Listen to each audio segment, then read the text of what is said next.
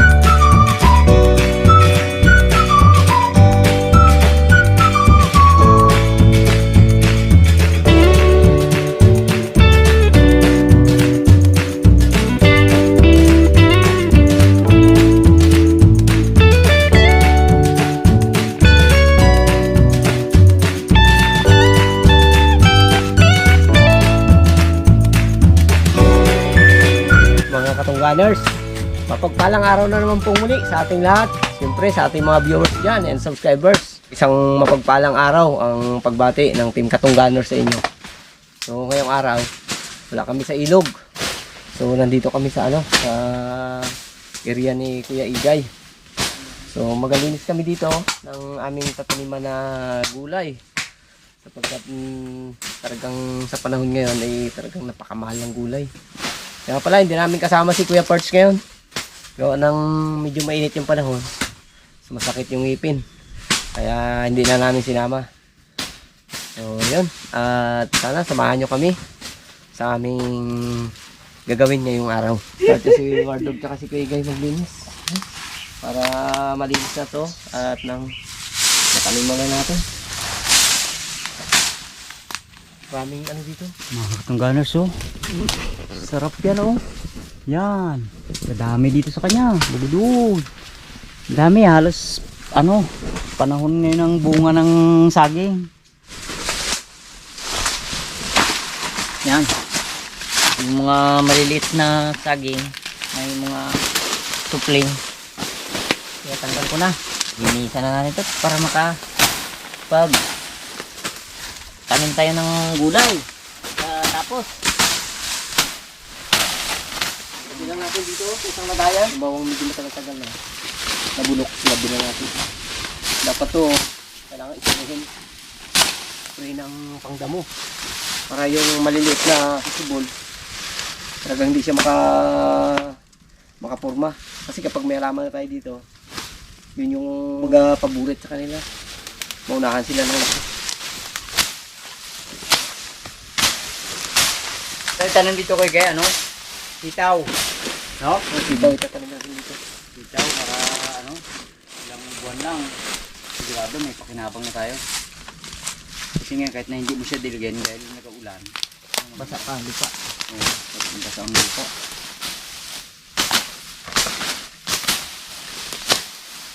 Madali lang mamamatay ang yung mga dayami yan eh. Dayami bago itong ang tawag yan sa guys? Pugon. Pugon.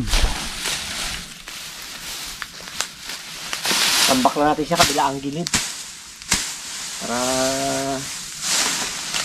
mahawa na. Alam mo yung nakaraan, linis natin ang nyog, taba na. Kasi nababalutan siya ng bagin.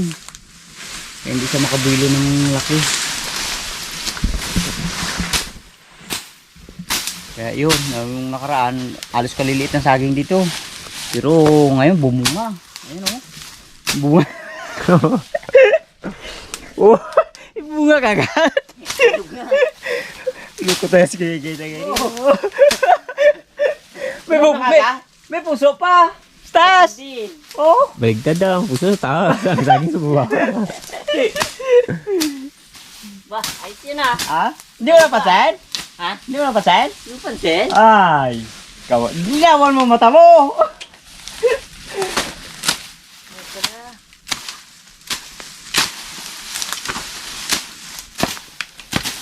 Marami akong tanim dito.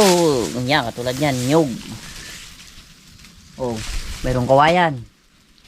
Doon sa una naman, may mga ano doon, malunggay. Oh, mayroong nga nabuhay na ano, saluyot dito. Meron? Doon. Oh. Ayan oh. Ito oh. Ayan oh. Buhay sa saluyot ah. Ng mga ibon niya, no? Oo. Dala ng ano yan. Ng ibon. Tsaka Unang pasok ko talaga dito kanina. baha din. Yung agos kasi inaapawan to eh. Ang tubig. Tubig baha. Matagal din na hindi ko na ano to. Yan sila. Papasok to yung anak kong pirming malinit nagakuha dito ng ano, bunga. Pangalawa. Pero ngayon ang ganda. Daming ano. Daming puso ng saging. Ano doon.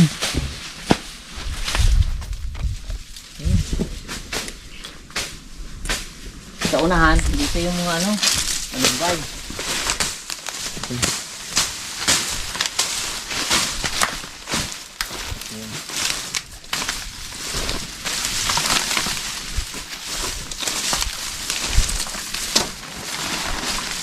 Ayan o. Ayan. Laki na ng malunggay. Pag ano tayo, kuha tayo ng pangluto. Gulay. Ayan.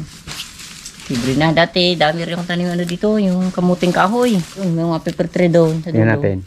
Ayan o.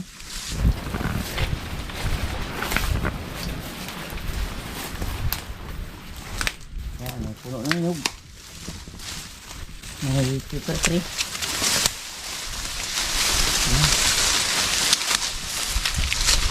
Aligay na pala yan. Oo. Laki na. Ito oh. Kailangan na natin kunin Ay, ito. hinog na isa. Oh. Yung hinog. Itikman ko na. Ako na. Hinog na. Hinog na sa puno. Ayun. Unahan na tayo ng ano. Ng mga ibon. Hindi ko nga masyadong ano. Hinog na oh. Mapapansin dito. Tingin tayo. Meron pa. Yung mga saba. Ayun oh.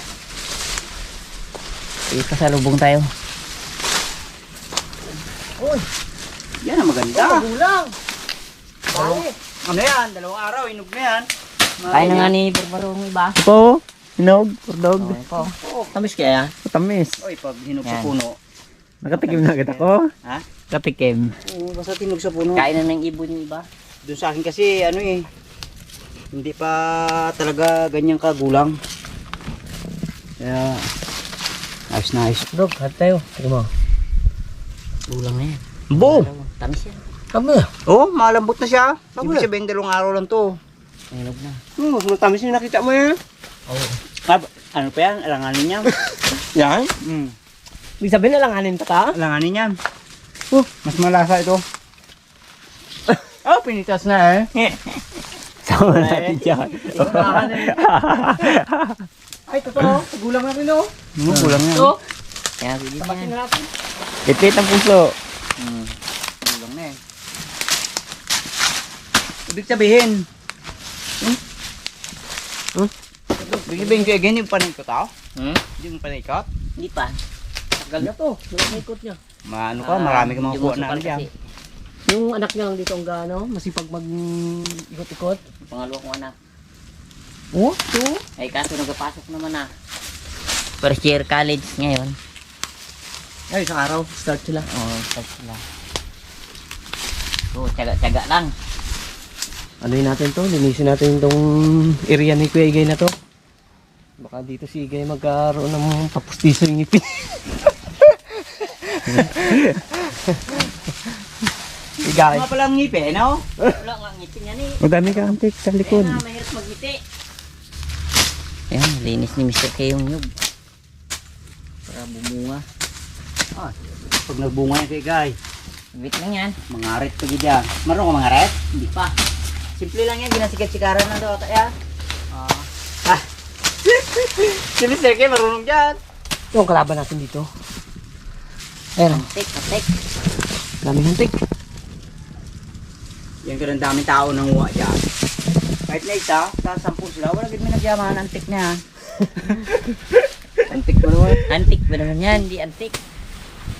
Sa magandang ano rito. Sa magandang sa mga kubo to, kugon, pambubong.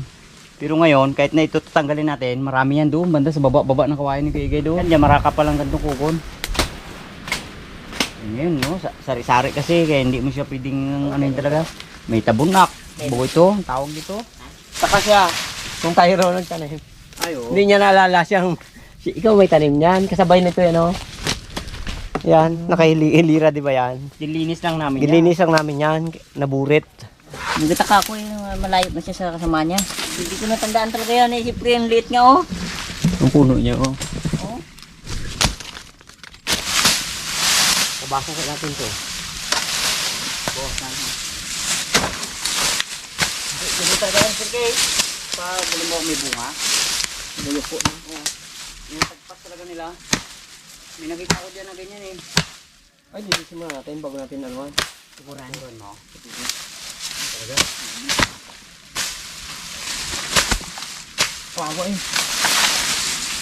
Yun.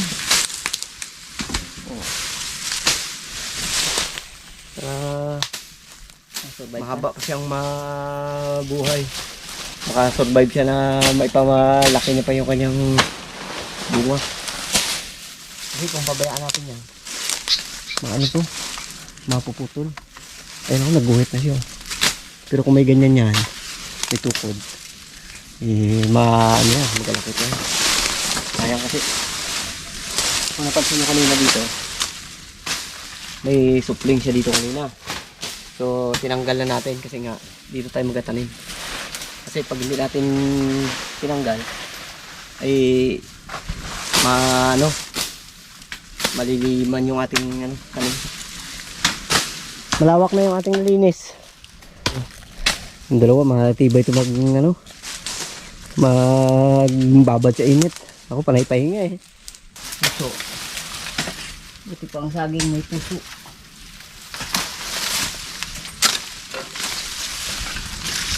Ayan yan.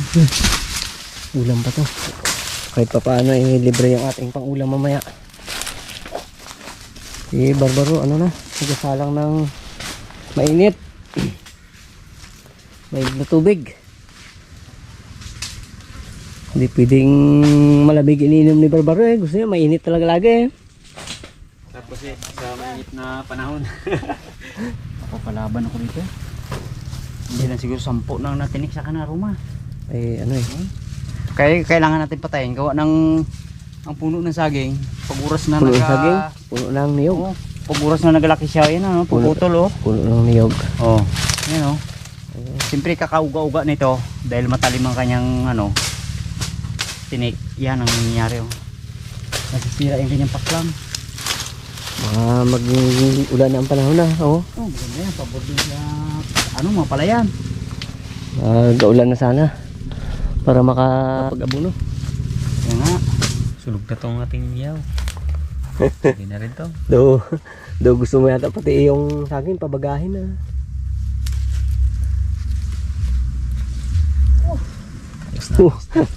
Haya-haya. Init gabi kasi. Hay-hay si Kuya Igay ha. Undan lang, baka mainit. Init tapos kape, sarap yan. Ay, the best yan. So, ay, yan ang ayos talaga. Maganda sana to Kuya Igay kung may bunga na yung kamuting kahoy ko. Kaso bagong tanim pa lang yan. Hamak pa yun yung bunga ng saging mo kanina pinitas na yan. Abo, bagay nga. Kasi puno niya, lapit lang. Yun, no? Lapit na kayo. Para matikman nyo na itong aming ginawang merinda. Ayan yung ganito talaga dito eh. Pag sa puno ko ng saging, talagang marami kang makukuha ng pagkain. Malamig. Pero, Initan lang tayo dun. Ay, kanina kainit yan. Ay, kalamig. Ngayon, init na. Linis na eh. Kape tayo, kape. So, Saging. merienda tayo mga katunganer. Saging. Kaya, dahil dito tayo sa puno ng mga saging. Saging pa rin. Saging pa rin. Init. Masarap to. Subo mo agad eh. Bo! Challenge. Kung hindi paltos ka dyan. Yan. Saging naman. May tamang diskarte dyan sa pagkain ng saging. Eh, ano yan eh. Kung gusto mo talagang mabilis ka makain, yan, lahat balatan mo. Diskarte dyan. Maganda ngayon, mainit. Pag nagkain. Yan. Yan. Kawang. Merienda time. Tama yan. Kakatapos lang namin doon at nagpahinga. Sabayan natin ng kain ng saging rin. Yan talaga yan. Yung mga dali magbahaw. Nakuha niya yung diskarte ko. Challenge yung Barbaro, sabi ni Barbaro. Challenge daw. Ano yung diskarte dyan ganito? Pag putol mo ganyan, umuya mo agad para doon na magbaho sa silong. Ay, dala kami na luyan dilaw. So itatanim natin dito para dumami. Sarap yan ihalo sa balabanos. Yung luyang dilaw. Saka ano yan. Yung ibabad mo ba siya sa langis. So panghilot, ganoon. Yung mga gamit namin eh. Nagawa namin, binababad namin sa langis yung kanyang laman. Tapos yun yung pinanghihilot ng aming nanay. Kaya hindi kami mawawalan na to eh. Mabisa rin to. Ito rin yung pinapanggamot ni nanay sa mga galis ng mga bata. Para pag dumami dito at may maghanap, may makuhanan tayo. Ito naman, kahit na itumpok mo lang to dito, pero ilinya natin pag ganun para maganda siya tingnan. Iwardog doon at si gay naga tabas eh. Ako dito yung magatanim. Tsaka maganda ito taniman, gawa ng buwagag yung lupa.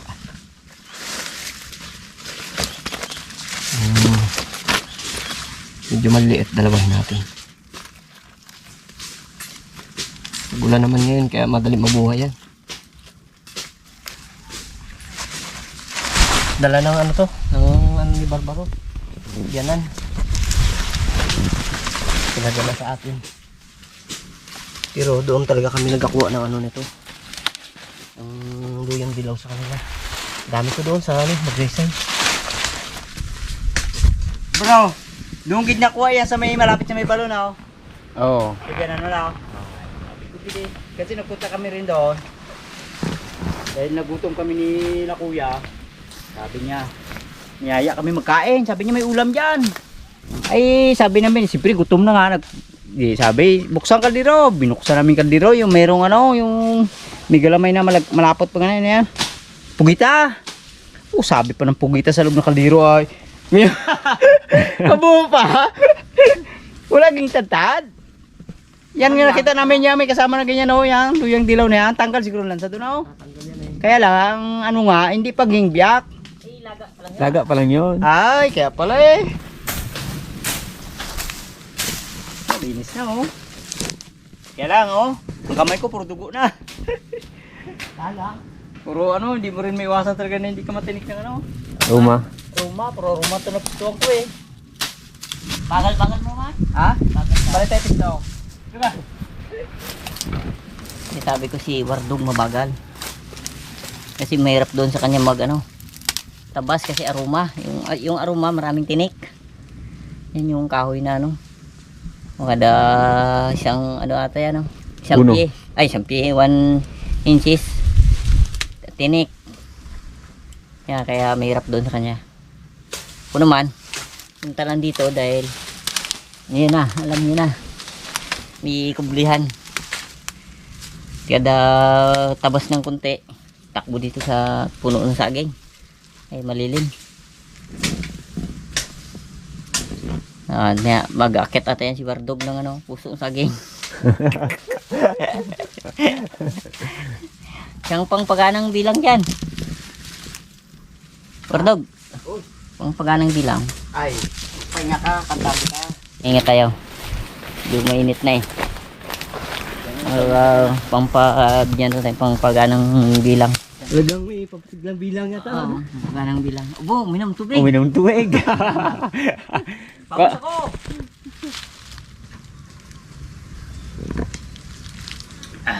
Oh. Ang ano ng lamunan. Ay di, yan tama yan oh. Kain ka muna na yan. Doon dilaw. Paano kantahan ko daw si Guegay?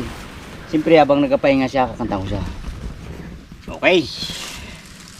Ang para sa ito Ang busis ko'y namamaos na. Mga kamay ay pagod na. Habang ikaw ay nagpapahinga, hayaan mong awitan ka. Hindi. Galing talaga. Oh, dinggin mo ang himig. Oh, dinggin mo ang himig. Tama na.